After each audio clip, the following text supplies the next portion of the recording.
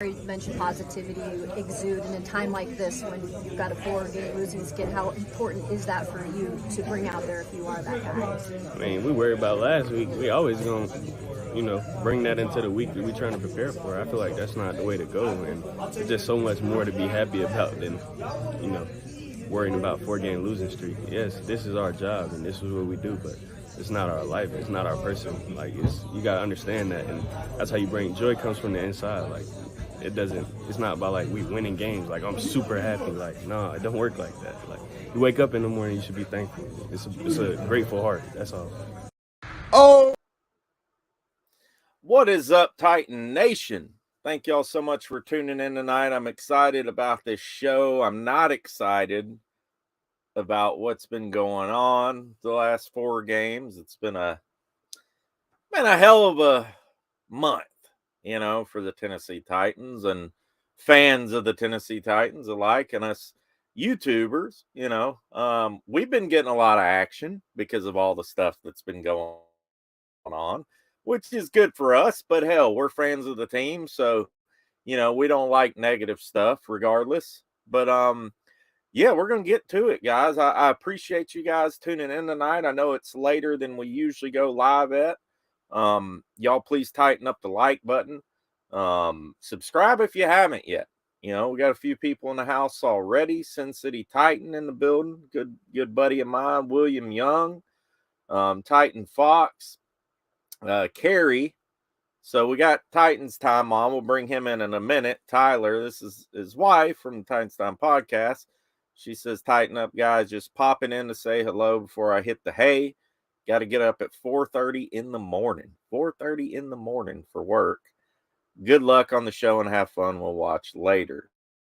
So yeah, definitely, Carrie, get you some rest. That's insane. I was telling Tyler before the show, I don't think I could ever get up that early on a consistent basis to work, let alone even probably once a week. But anyways, we're gonna go ahead and bring the man of the hour in, Tyler from Titan Time. What's going on, buddy? Not too much, man. How you doing? Good. I appreciate you coming on this late. I know I changed. I was gonna do it Monday. I was gonna do it Tuesday, and sorry about all the changing. But being the holiday week, we things popping up and stuff. But I appreciate you coming on. Yeah, I mean, hey, the important thing is we're here. We're, I guess, ready to talk Titans. Smile through the pain. Just get through it, smile through it. And, yeah, a lot to talk about, a lot to cover. And, man, like you said, what a month it's been. Yeah. And I wanted to start off the video, and I just saw that Malik clip right before I went live, and I said, man, I got to get that on the show. And I wanted, we all know, and we're going to get into Tannehill. We're going to get into everything and the injuries and the game against the Texans and all that stuff. We got a action-packed good hour for you guys tonight, full of videos and clips and stats and whatever else. But I wanted to start off the show with that video. We might even, let's roll it again. We got 23 people in the building. We'll roll it one more time, and I want to make a point about Malik and all this too. Roger McCreary mentioned that one of your best attributes is just the positivity you exude in a time like this when you've got a 4-game losing skid. How important is that for you to bring out there if you are that guy? I mean, we worried about last week. We always gonna, bring that into the week that we're trying to prepare for. I feel like that's not the way to go, and there's just so much more to be happy about than, worrying about 4-game losing streak. Yes, this is our job and this is what we do, but it's not our life. It's not our person. Like, you gotta understand that, and that's how you bring joy. Comes from the inside. Like, it's not about like we winning games. Like, I'm super happy. Like, no, it don't work like that. Like, you wake up in the morning, you should be thankful. It's a grateful heart. That's all. How important? So, I've heard Malik speak before, and I've heard him say things, positive things. I see his Twitter page, and I really like the guy as a person. Like I really do. And seeing him say something like that, knowing the task that he has ahead of him, because look, the report came out today, Tyler, and Paul Kaharski broke the news. Of all people, I was trying to get the scoop before PK. I was trying to get the scoop, but just, you can't get them all, so I missed on this one. But, the fact that he's got a hell of a monkey on his back at the moment with 3 games left to go in the season, you pretty much, I mean, it's more than likely going to come down to that Jacksonville game, unless we can pull this one out. Jacksonville, there's some different ways to get there, but he's got a lot on his shoulders right now, and he's in there talking about joy and peace and love and all harmony in the universe and everything, and I love that about Malik. I really do, man. And there's something to be said about the character of a person. And in the NFL, there's something, obviously talent's important, right? You got to have the talent to make it, but you also got to have the heart. You got to have the positivity within. There's a lot of guys out there who have the most supreme talent in the world, but they just suck at life, so they screw up in the game. Ryan Leaf, for example. I mean, there's a lot of different players. I really like Malik Willis, man. I really like his attitude. I feel like that he could be a real quarterback in this league. The question I have, I know that's a long intro, and I'm sorry, guys, but the question I have for you, Tyler, and we're going to get to the chat as well, and let me know in the chat, do you think that this guy can muster up, and this is the topic of the show too, but do you think the guy can muster up enough talent and leadership on the field over these next 3 games to get us to the playoffs? Is he capable of that? Is he capable of it, and do you think he will do it? Okay, so the way that I'm going to approach this is I believe Malik is capable of it. I do. Because we've seen with every snap that he has played in the games that he's been in, you see him get more confident. And they turn him loose a little bit more, let him do a little bit more. Because, he's learned more of the playbook. He's more comfortable back there. And that's what it is. The first time we played the Texans, when he went out there, we didn't see him throw the ball much. The coaches didn't want to put that on him. They ran the ball more.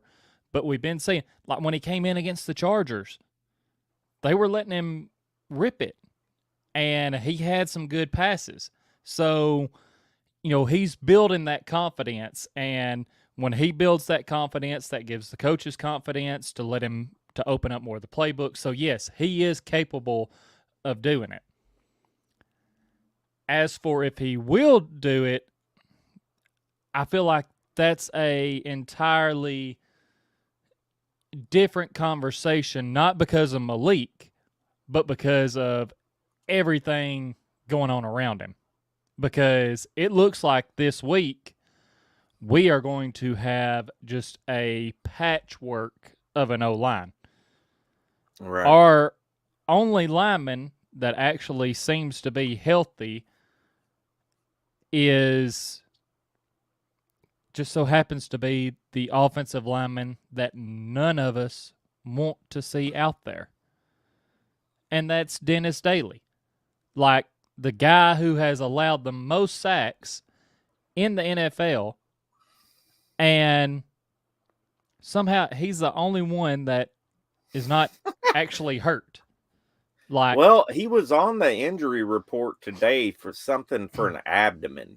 Oh, I thought it was non-injury related. Well, that may have been yesterday when he was on there, but it was yesterday. But today it was for an abdomen. He didn't practice, or he was limited. Let me pull it up. But yeah, I think it was, and maybe I'm wrong. It could have been a different player I looked at. Where is he at there? Yep, it does Daily, have abdomen. yeah. But he was limited. Who knows? That could be like a stomach sickness or something, I mean, it could be where, man, I'm debating on how mean I want to be here because Hey, the whatever you want to do. the last 2 weeks he's had chip help, and the guy still got around the edge. So I just wonder if he hurt his abdomen trying to stretch out or actually be quick enough to get over there to just put a hand on the guy's back while they kill Tannehill. But and I think that's, I've made the joke that that's the reason he didn't practice yesterday, and they said it was non-injury related, is the fact of the Titans coaching staff just didn't want to see piss poor blocking from one guy that was able to practice. So, Right.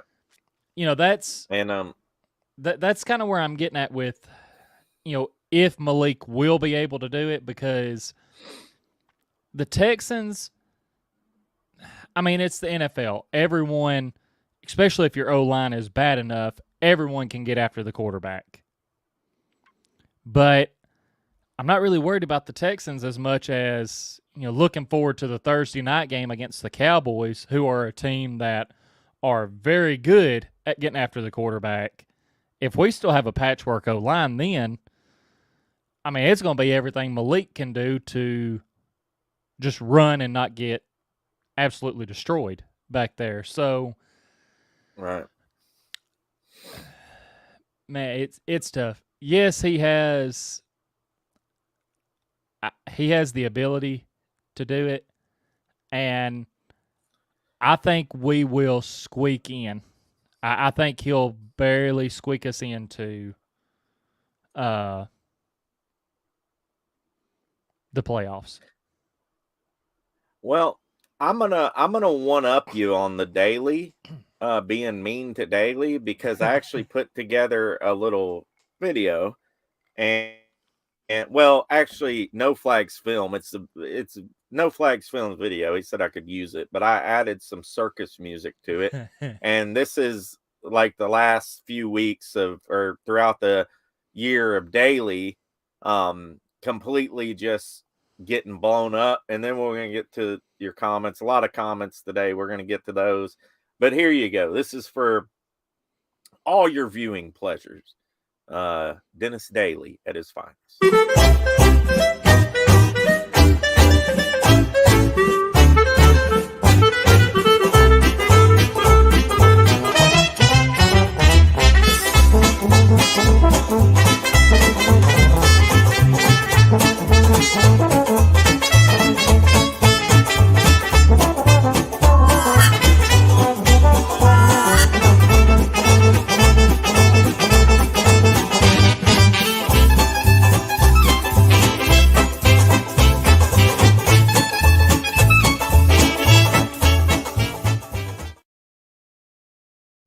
Now, I should have said that was really the whole left side of the line, but Daly, Brewer, both terrible. I don't care what anybody says about Aaron Brewer. He's terrible too. He's too small. He gets ran over all the time. I don't see why people continue to back Brewer like he's, it blows my mind. I guess he's got good footwork and stuff, but the guy's like 280 pounds. Derrick Henry's almost bigger than he is. Mm-hmm. And it's just not working. It is just not working. It is time to, this offseason, go out, do what the damn Cincinnati Bengals did, and get some players. You're going to have some money, and we'll get into that. We'll get in how we're going to have some money. But we're going to have some money this offseason. It's time to go out and make some damn moves in free agency on the offensive line, if there's some guys out there, and get this thing corrected, because first and foremost, this starts with the offensive line. The game of football is won in the trenches. Mm-hmm. It's been like that since since 1890, whenever the hell it started. And that's how it's always going to be, first and foremost, in my opinion. And then you add your pieces in. So, anyways, I'll get off my high horse. But let's get to some of these right quick, Rossi, I got to hit this. One thing I noticed in that clip that you played, that Eagles game, there was one play where the defensive end jumped offsides. Then, when he jumped offsides and the Titans actually snapped the ball, the Eagles guy stopped. He just stood straight up. If there's any point in any of that where Dennis Daly should not have gotten beat, it's that one right there. Because in that clip, like I said, the Eagles player jumps offside. He completely stands up, stops his rush. Then Daly's already moved back with the snap. Then the Eagles guy takes off and still puts Daly on his. I'm like, still gets him. I'm like, how? Gets a jump on him.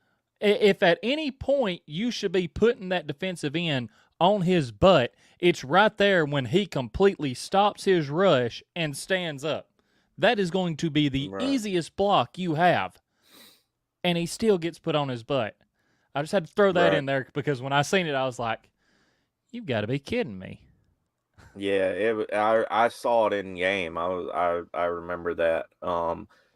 Get to some of your comments. Thank you so much for showing up tonight. We got 30 people in the building. Please hit that like button if you haven't yet. Just back out the chat real quick. Boom, hit the like button for me.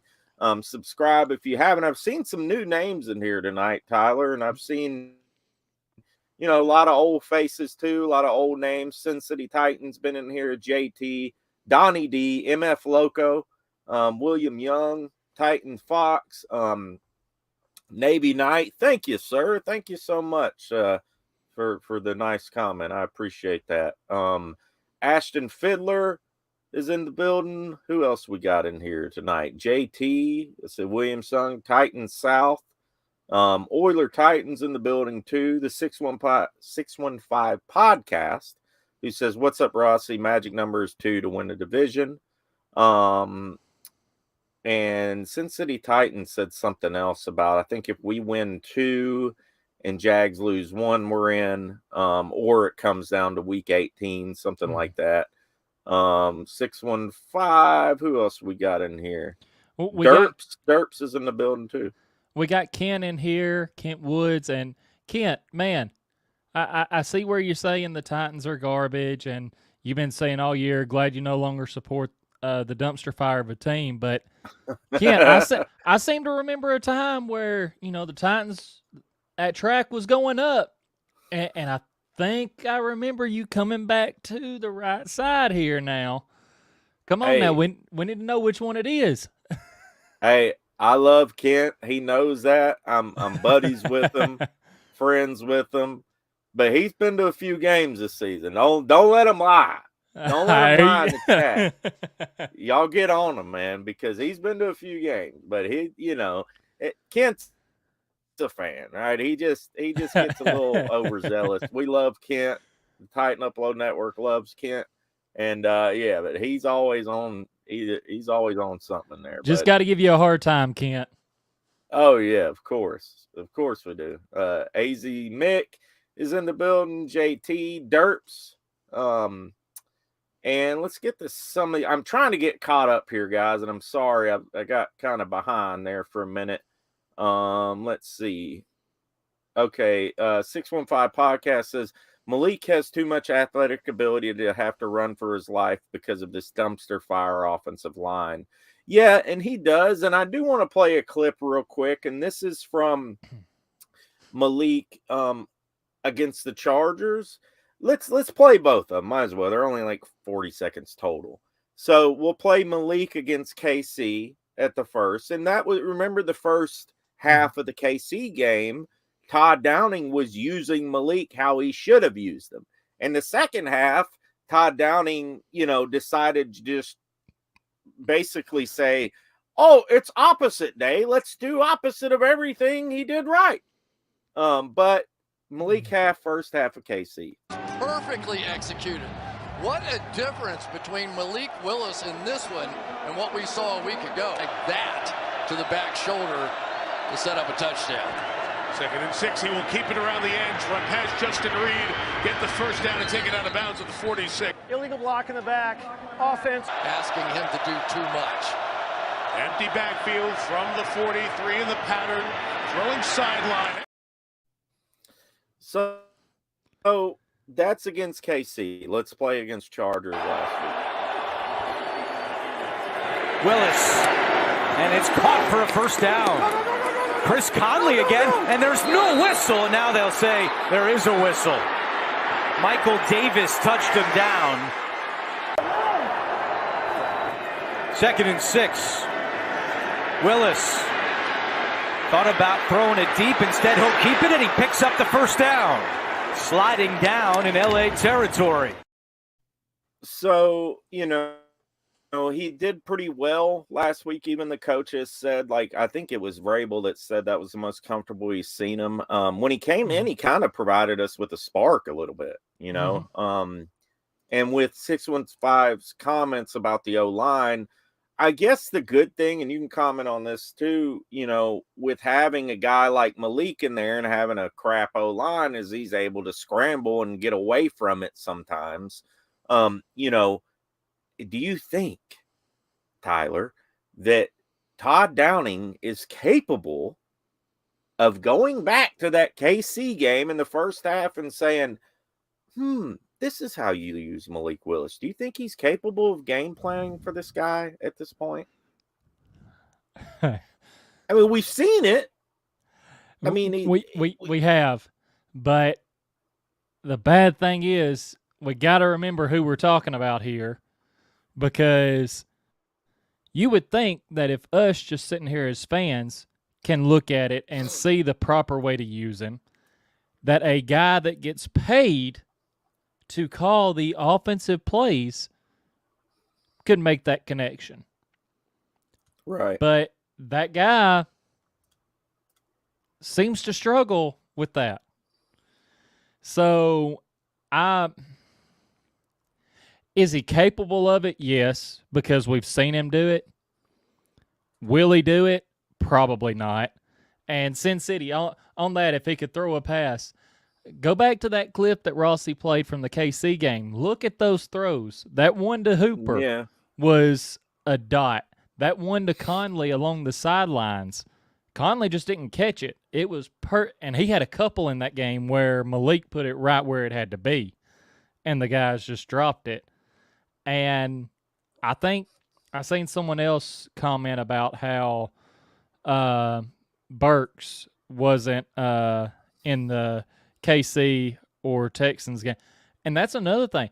Burks is, before the concussion, he was emerging as that dude for our receivers. So I want to see what him and Malik can do together, because that's the future right there. And looks like with everything that's went down, the future's now. Yeah. And, like I said, it came out, Paul Kaharski broke the news about Tannehill probably out for the season. I released the video earlier about it, and somebody asked Paul in the comments if the season meant, if he's coming back for the playoffs or not. And Paul said, no, that means the whole season,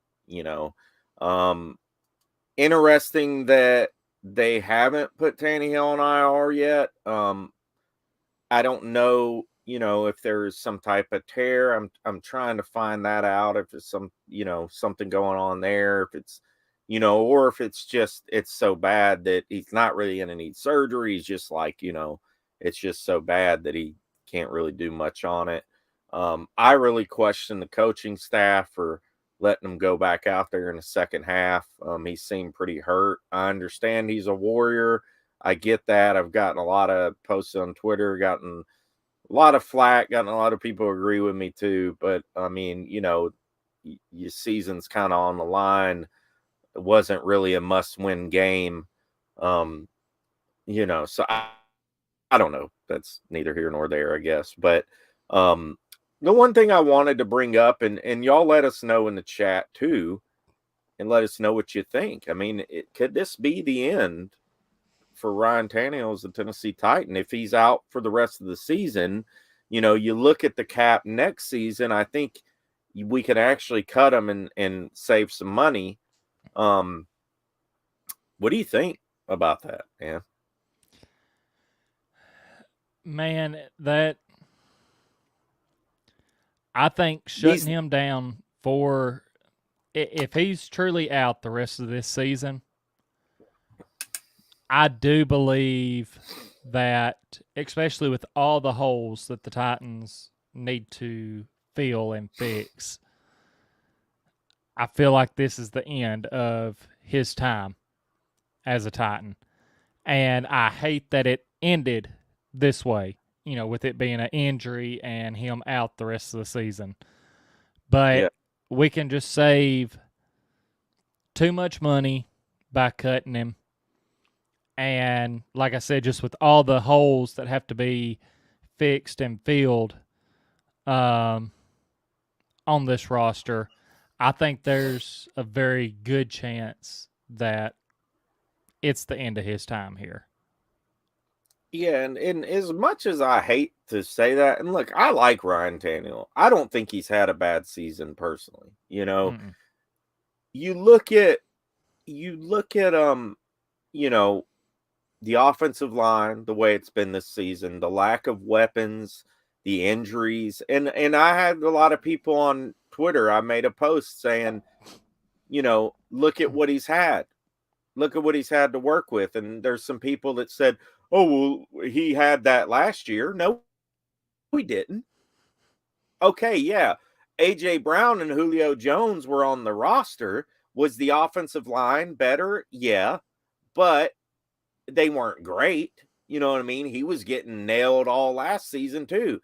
And, like I said, Jones and A.J. Brown were never on the field together. I mean, Jones played like 4 games or something. I mean, it was ridiculous.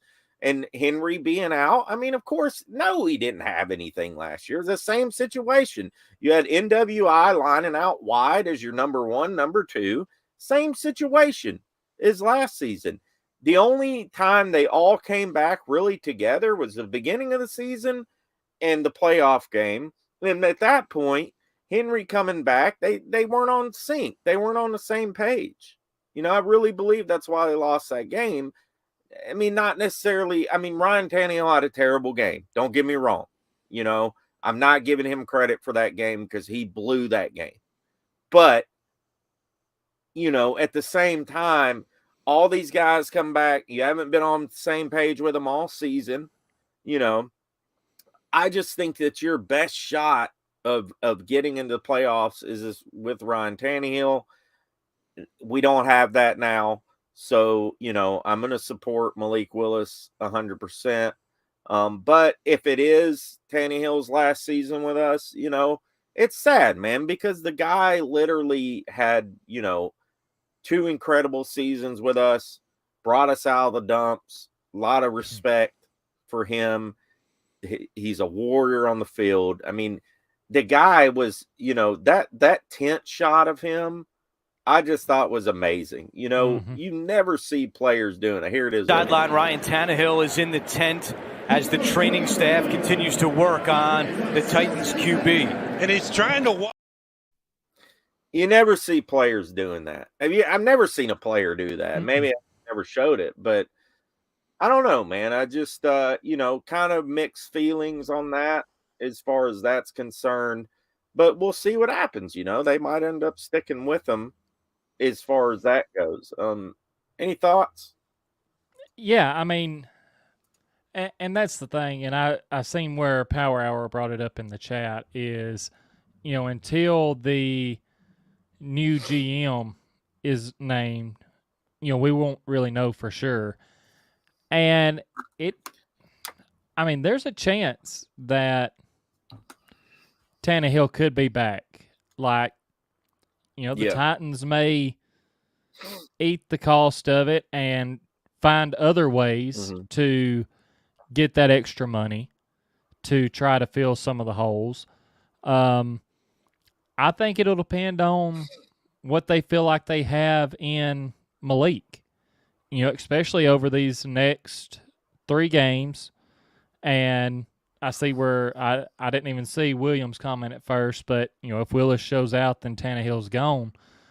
I agree. I think that's what it depends on, is what they see from Malik here at the end of the season. if they feel like, hey, Malik can take the reins right now and run with it, and that's going to be the better option, and we just need to let him go ahead and take over, then yeah. But yeah, it's there is that chance that Tannehill could still be back. And Oiler Titan says, go with Malik and Dobbs, save money, get 2 starters on O-line free agency, replacement Dupree. Yeah, I mean, I could see that happening. I don't know about Josh Dobbs yet. I love Dobbs. Don't get me wrong.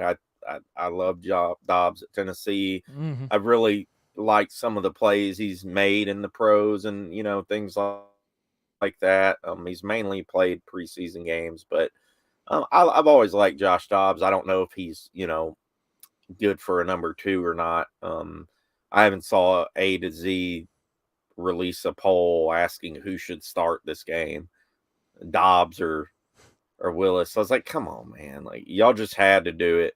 Somebody was going to do it, but y'all had to be the ones to do it, which I just thought was dumb. But, there's a lot of Tennessee Vols fans around, so I get it, too. Sin City Titan says the Titans have to take every cost-cutting measure they can, so many holes to fill. Titans Fox said, I said all offseason we needed to rebuild the O-line. Priority 1. J-Rob didn't do it. He's gone now. Yeah, and we talked about it, Tyler. I'm sure you talked about it on your show, on our show together. The whole offseason, we're sitting there saying, what about the offensive line? What about Roger Saffold? You know what I mean? Yeah, Roger Saffold was banged up, but he was a warrior too, and he was a hell of a guard. And it's just like, what about the offensive line? Okay, you let Quesenberry go. No issue with that, but MPF's done decent. He's not been great. I personally wouldn't have gone into the season with, a 3rd-round rookie offensive lineman that people thought they took a reach on anyways. Now in hindsight, he's done pretty well, but so many issues to begin with, and they didn't address it at all. Yeah, and, that was the thing going into the season after the draft and everything. We were kind of looking at the depth of the offensive line, and when we were looking at our starters before the season started, we knew it was going to be Lewan at left tackle, Ben Jones at center, Nate Davis at right guard. Those were the only ones we knew for sure. Didn't know if Radens would maybe plug in at right tackle, or if, since they had talked about him at guard, if they were going to give him that left guard spot. Right. And, I didn't expect Brewer to win the starting left guard position, especially since he's smaller. As a backup that has to come in every once in a while, okay, I'm fine with them being there. But no, I don't like Aaron Brewer being our starting left guard. The dude's too small. There's a reason that those $2 steaks are only $2, and it's because they're not good. They're, Right. If you have your pick, you're gonna pick the more expensive steak. That's gonna be better. Yeah. So, and then looking at the right tackle, like I said, we didn't know what was going to happen there, but yeah, the line was definitely a concern going into the season, and now it's even more of a concern. And we got a Chargers fan in the building. He says, Chargers fan here, not here to gloat. You guys always play us tough, and though it was a divisional game, you have one of the classiest fan bases, and there are not many out there. Well, I appreciate that, man, and please subscribe if you haven't yet. We'll get to some more comments. Oiler Titan says, Elgin Jenkins has to be priority in free agent. He can play left tackle, guard, center, and all at Pro Bowl or all Pro Bowl levels. Yeah, I'm down for that if we got the money. JT says, remember we got Long and Davis are free agents. Oh, Long and Davis are free agents. Simmons needs an extension. Zach Cunningham is a cut candidate. JT makes a good point too. You know, real concern for Ben Jones possibly that could happen. Howland Wolf says Lawan won't be back. Probably not. They could save money. William Young says cutting Tanio 18 mil, Dupree 10 mil, Lawan 14, Woods 12, Cunningham 9, 63 million. So yeah, I mean the Titans could have some money. Jamarco Jones too, 65 million. So the Titans have some money to do that. Yeah, and I was gonna, bring that up. Simmons and Henry and Morgan Cox made the Pro Bowl. So that's pretty cool. As far as that goes. And I'm not completely sold that Lawan is 100% gone next year. Yeah. Now, in saying that is not me saying that he's back at that 14 million cap hit. What I'm saying is and I've talked to one of my other buddies about this, I would be fine if they wanted to cut Lawan and sign him back to a more team-friendly deal where maybe you tell him, okay, your base salary is going to be, say, $7 or $8 million. So if it's the $7 million, then you're cutting what's owed to him in half. But also give him incentives for, however many games he plays. If he hits a certain number of games played or snaps played, and as far as penalties, things like that, doesn't get, that many penalties, give him up to $5 million in incentives. And then if he hits all those incentives, you're talking about $12 million. And you're still saving $2 million at that point, possibly saving even more. Because, when he's out there and healthy, and I know that's everyone's biggest thing is he hasn't been healthy, but up until these ACL injuries, the guy didn't miss much time because of injuries.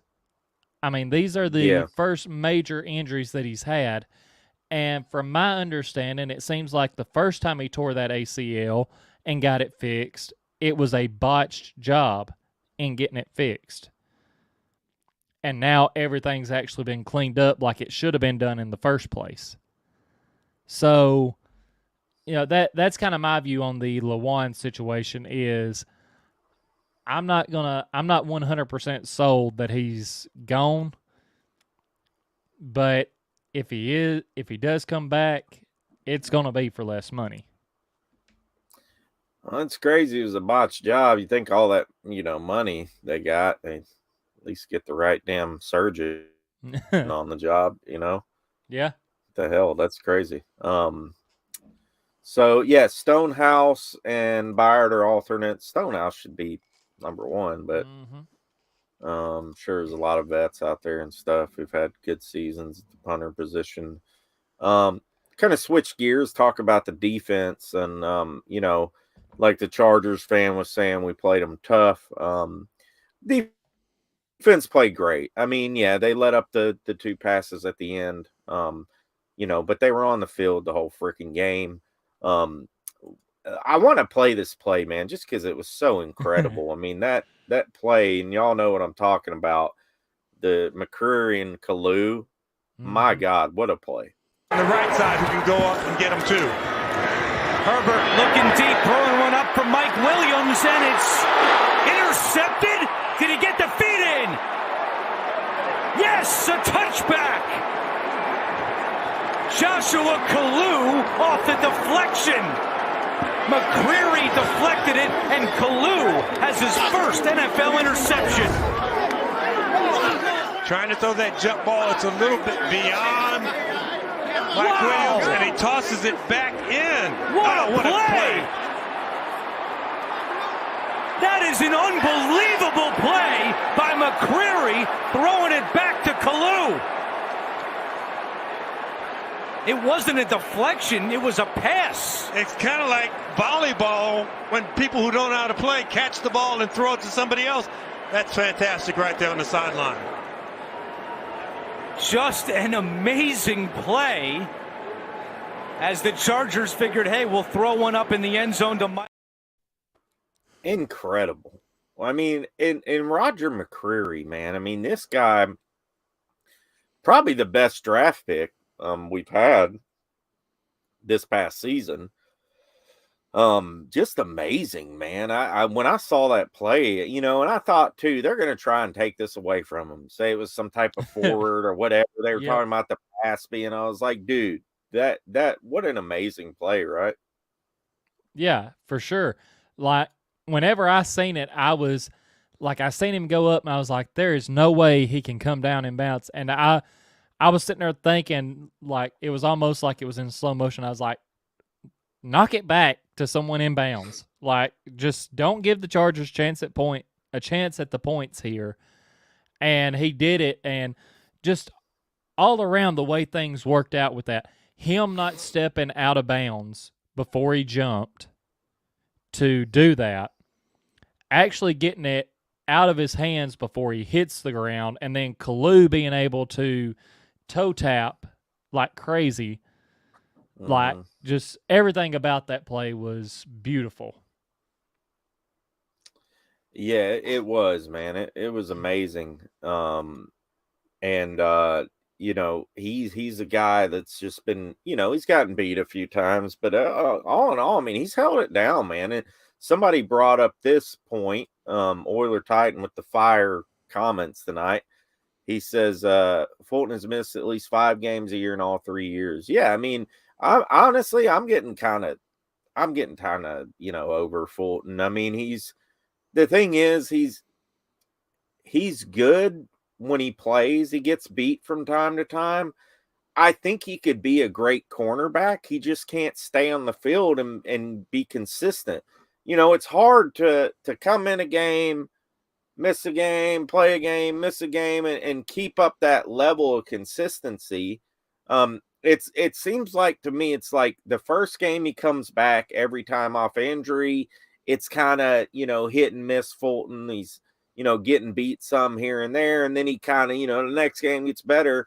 And it's just, I don't know, man. I mean, we got to start looking at there, and I really think that's, I mean, them getting Farley and all that, you know, who knows with Farley, what's going to happen with that. I mean, maybe we need to get another cornerback too, because this guy literally can't stay on the field. I mean, he can't stay on the field. Well, and cornerbacks are kind of like offensive linemen. You can't have enough of them because, right, you know, if someone gets hurt, you need depth at those positions. And I see where elite, that was actually where I was going to go with my thoughts on the Christian Fulton situation is the injuries that he's had are more of like soft tissue injuries. And how much are these injuries related to the strength and conditioning coaches not having the right programs for these guys? Because we talked about this. I went on Power Hour show on Monday, and he had a new segment where we talked about go or no. What Titans coaches need to go and what Titans coaches don't need to go. And the strength and conditioning coach is one that is a for sure needs to go. I'm talking like when the off season does get here, the first 3 people out the door need to be Todd Downing, the strength and conditioning coach, and Dennis Daly. Right. Those need to be the first 3 out the door. And because Vrabel wants his guys to play a physical, tough game. Like, you know, he's said that. He wants them to play physical football. And it seems like in doing that, he doesn't have the right strength and conditioning coaches to be able to prepare these players' bodies for that type of play. Right. So that I'm not I'm not really getting down on Fulton yet, just because I want to see if the Titans make a strength and conditioning coach change, if that makes a difference. Because look at some of the players that have left the Titans that seem to always be injury, like always seem like they were out with injuries. Roger Saffold, we mentioned him earlier. He's with the Bills now. There's been a couple of times where he's went down, but it was nothing like when he was here, where it seemed like he was going down every other play.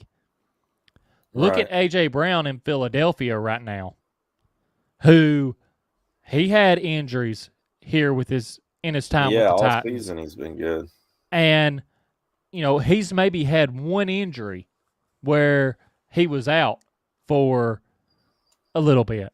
So, the common denominator that's not there for those guys now is the strength and conditioning coach for the Titans. Yeah. And they did in this past off season, they let go like the assistant strength and conditioning coach or something. But yeah, I mean, I just don't see how any possible way you could keep the guy. I mean, there's got to be something going on. Yeah. It's nuts.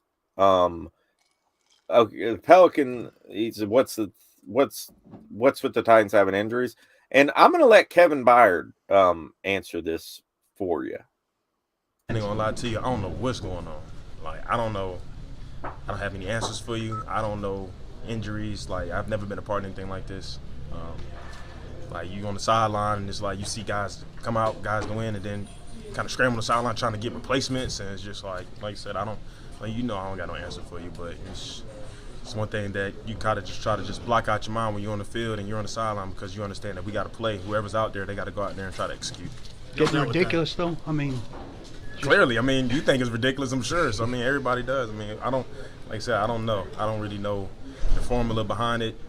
We can do better to not get injuries. I don't know. It's just very unfortunate.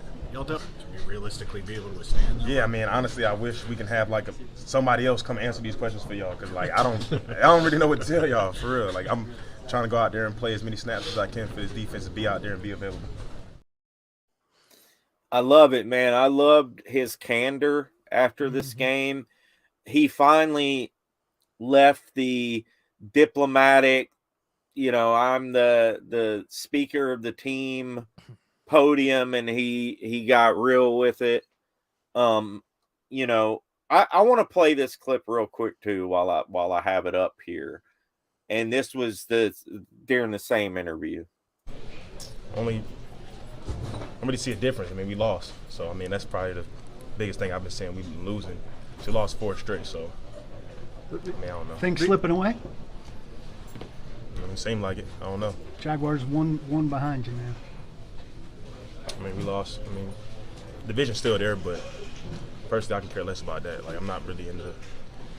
I mean, obviously, want to win the division and all that stuff, but I'm not really into like just getting to the playoffs and all that shit. It don't look like we're a team right now that's gonna beat anybody. So we got to find a way to get back to work and beat Houston. I mean, that's all we can really do at this point. So there it is. KB being real. I loved it. You know what I mean? And hopefully, he's the type of leader on this team that could maybe, get these guys together and get it going. The shame about it all, Tyler and everybody in the chat, is, we had a chance to win this ball game. I mean, we played great on defense, and honestly, I've heard too that the defense was very frustrated that game. James it told me that and said that he had heard from his source that a lot of the defensive players were pretty frustrated, which they let up that. Look, bottom line, situational football is what wins you games. They were not situationally sound on defense with, the Tannehill brought them down the field, the 2-minute drive at the end, tied it up. And who knows? I mean, they might end up losing in overtime anyways, but 49 seconds, the Chargers have no timeouts. There's no excuse to, let them drive, whatever, 50 yards down the field, kick a field goal to win the game. But at the same time, they played great with a patchwork defense. And like what Byard said, I mean, he was straight up about, I don't know what the hell's going on. He's like, have you seen anything like it? I mean, he's sitting there asking a reporter, have you seen anything like it? I mean, it's just wild, man. And I think you're right, brother. I think you're right. I mean, something's got to change. Corey Curtis, who has kind of become a kind of outlet for me, I sent him a message saying, man, what's going on? I said, what about the contact during the season? How many practices can they can only have like 14 contact practices during a season, 14 total. So, the majority of it is all walkthroughs. So the strength and conditioning, they can do as much strength and conditioning as they want. Something's got to give, something's got to change. And Kevin Byard doesn't even seem to know what the hell needs, how it's going to be fixed. So what do we do? Man, it's wild. And like you said, going back to that Chargers game, like I can see why the defense would be frustrated. But at the same time, it does come down to, hey, that last drive, they gave up the plays to let the Chargers get down the field. Ultimately, no, it should not have come down to that. The defense gave the offense opportunities to go put up points. I mean, they forced turnovers, and the offense wasn't able to do it. So, I can understand the frustration, and like you said, it's one of those things where we're not used to seeing this, where you get players coming out with the Titans and really speaking what's on their mind. Usually it's that cookie cutter answer, and we're not seeing that. I mean, Byard's not happy. It doesn't seem like Henry's happy. And, Byard asking the reporters, have y'all seen anything like this? I mean, as far as just this season goes, yeah, we've seen something like this. Look back at last year. Y'all went through the same shit. Last year, yeah. Like, yeah, we've seen it, and you've seen it. We were just better last season. Yeah, like. We were able to pull the rabbit out the hat a few times. Well, and that's what I was talking to, I think one of my other buddies about is you can only do that so much. Like, you can't do that all the time. And I may have talked to you about this last night. Not sustainable. No, because I honestly believe that Vrabel is a great coach. Last year, he was able to overcome a lot of stuff. But when you go through that 2 years in a row, it starts weighing on you. And there's only so much you can do. So. Yes, sir. And, somebody mentioned Vrabel, or not Vrabel, Henry wasn't happy either. And I bet he wasn't. I mean, the guy was averaging 5 yards a carry. And, 3rd and 2, he's off the field. The whole, one of the whole drives, he's off the field. It's just, and of course, Paul Kaharski or somebody asked Vrabel about it, and he smirked at it and this and that. But, it's a real question. Look, this is not just okay, Downing's had a few bad games over the past couple seasons. Offense has been middle of the road. The offense has been terrible. And a lot of that has to directly do with Todd Downing's play calling and his situational and personnel groupings. Finally, they're getting Chig involved. Chig is honestly our best weapon right now without Burks in the game. Mm-hmm. He's our best weapon other than Henry, but in the passing game, I mean, Chig is just killing it this season. He's had one of the best, and this is from No Flags Film. He has had one of the best rookie tight end seasons in history. Yards per route run, he is the number one in the league in tight ends since from 2006 to 2022. Jimmy Graham second, Jordan Reed, Kyle Pitts, rookie tight end grade, 87.1 or no, where is he at? 84.3 at third, yards per route run, tight end wide receiver. Chig is third. You got, look at that, Tyreek Hill, Justin Jefferson above him. He looks to be the only tight end on that right list. No, you got Kelsey. But that's insane, man. I mean, so hopefully with Burks coming back, I really, the good news is, and we'll kind of wrap it up with some good news. The good news is that Autry, Burks, and Cunningham should play for this game. Hopefully, fingers crossed that Autry, he still hasn't cleared the concussion protocol. He's practicing full participant, but he hasn't cleared it yet officially. Until he clears it officially, he's not a go. And that's what happened with Ben Jones one week. He practiced all week full participant and didn't play because he wasn't cleared. So hopefully Burks is good to go, because Burks just gives them so much. When you got Burks on the field, you can use NWI where he needs to be. You can use Woods where he needs to be. And you can use Chig where he needs to be and still use him in other places. So looking at the schedule here, we got Houston, Dallas, and Jacksonville. There's a few ways we can win the division. 2 wins, 1 loss, yada, yada, yada. I think it's going to come down to that last game for a play-in game with Jacksonville, which is scary because Jacksonville is playing damn good football right now. Kind of what are your thoughts on this Houston game, man? I mean, this is not just a shoe-in. I mean, these guys almost beat Kansas City last week. And they almost beat Dallas the week before. Very true.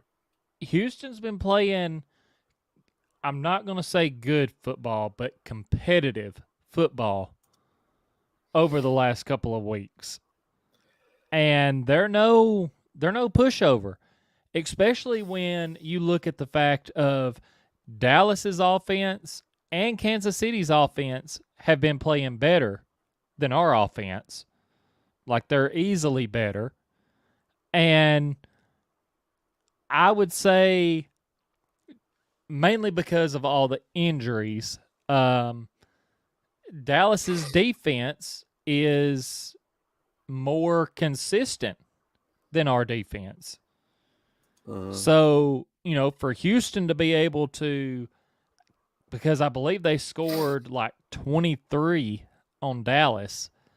So, they've been playing good, and we're going in again with what's probably going to be a patchwork offensive line. Don't really know who all we're going to have back. This I think this is going to be a close game. And it's going to be, we hadn't even really hit on this, it's going to be freaking cold at this game. And it may not be snowing, but we know how Tennessee usually does in games where the weather isn't that good. When it's cold, when it's snowing, when it's raining, they tend to struggle a little bit more. Yeah. So, it's going to be tough and close. We need a good Derrick Henry 200-yarder game. Give me 300 from him. But I loved when how they used Malik in the first half of the Kansas City game. Like, I really think that's a blueprint to how to use Malik. Mm-hmm. Let him use his legs. You know what I mean? You saw the play he made with his legs, kind of a busted handoff play last week to Henry, and he made something happen. Let Malik be Malik. Let him use his legs. Let him run, do the designed runs, the little option things, whatever. Utilize his talents right now, what he's got right now. And, if he wants to run the whole damn game, let him run. I mean, it's just, it's whatever it takes to win at this point. Oiler Titan asks, when is Kyle Phillips coming back? Honestly, I don't think he is. From what I'm hearing, he's not going to come back this season. And somebody else said something too. I appreciate this little nugget. JT says we can only bring back one after Zach Cunningham now from IR because there's a limit. And we've had 28 people on IR. Second team is Denver with 27. 28 people. I'm not sure how many we had last season. I want to say it was more, but it's just 28 total, whether they've come back or not. Man, it's just literally insane. Elite says Chig would be a Pro Bowler if he had the Chiefs Bengals. Yeah, he would. Chig is awesome, dude. He's fast, big. I love that play he made last week. He was so fast, dude, running down. Pelican says trap game with Houston. I'm not calling it a trap game just because we've been playing so bad. And I mean, it's just a game we could lose if we're not careful. So anyways, I guess that'll be it tonight, guys. Like I said, we went on a little later. Tyler, man, much love to you and Carrie and your little girl there. If I don't see you or talk to you, I'm sure I will, at least through text or something. Merry Christmas to you and your family. And really appreciate you coming on the show tonight, brother. And let them know where they can find you. For sure. And, man, always a pleasure coming on your show. Thanks for having me on. And, yeah, we'll definitely be talking over the next couple of days. But just in case, Merry Christmas to you as well. Merry Christmas to everyone in the chat. Hopefully I can see some of y'all. I am, as long as nothing changes, I do plan on doing a show tomorrow night. And I think Carrie is actually going to join me on that show. So y'all be sure to tune in for that. But, yeah, you can find me on YouTube, Titans Time Podcast. You can find the audio version of the podcast on Stitcher, Spotify, Apple Podcasts. Go follow the podcast on those platforms. Leave some ratings, reviews for the YouTube. Subscribe. Trying to make a late push. We finally went over 500 subscribers. Nice. Really wanted to hit 800 to 1,000 before the end of the year, but it's going to have to be one hell of a push to get there. But also find me on social media, TikTok at Titans Time, Twitter at Titans_time, Instagram Titans Time Podcast, and Facebook Titans Time. Nice, man. Y'all go check him out. I've been wondering when Carrie's going to make an appearance. His wife is I would call her a super fan, but she knows the game too. Don't get it twisted. So I'll be looking forward to watching that. So have a good evening, sir. We appreciate you. Thank you, Rossi. Y'all have a good night, and Merry Christmas to everyone in the chat. So there you go. There's Tyler from Titans Time. And guys, please hit the like button if you haven't yet. And thank you so much for all the support this season. It's been absolutely phenomenal on Twitter, on YouTube. Merry Christmas to each and every one of you out there. If you got children, all that stuff, spend as much time with you can. As much time as you can with your family. That's what I'm going to do. And I really appreciate all the support, man. You all, so many awesome comments and love that y'all show us and the Titan Upload Network. You know, we made this channel kind of a, you know, a fan channel for the fans. You know, we're all fans too.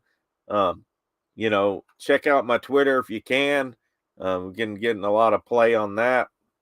And yeah, Merry Christmas, JT, Titans Fox, the Pelican 3, Oiler Titan, and JT.